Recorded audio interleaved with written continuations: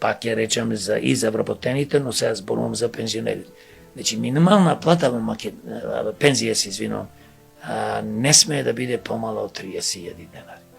Некој ќе рече, па тие толку, значи, вложувале во тие нивни, кога треба за пензијски фонд да се одделува и така натаму и за здравствен фонд, но ние треба да знаеме во Македонија дека никој не може да живее, ни еден пензионер помалце од 30.000 да живее. Пази, со 30.000 пак ќе живееш сиромашно.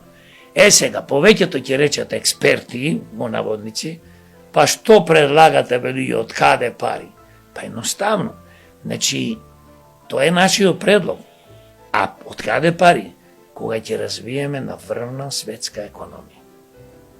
Значи, за да можеме ние да го направиме тоа, прво треба власта, владата, собранието, пратениците, советниците, директорите во јавни фирми, министрите и така натаму, да бидат способни луѓе кои ќе инвестираат брзо одма сега, како што кажав што се случува во Америка, со доаѓањето на Трамп и неговите луѓе, како ги менуваат работите ни за непол месец дена, да се инвестира по 2 милиарди годишно, наредни 10, 15, 20 години,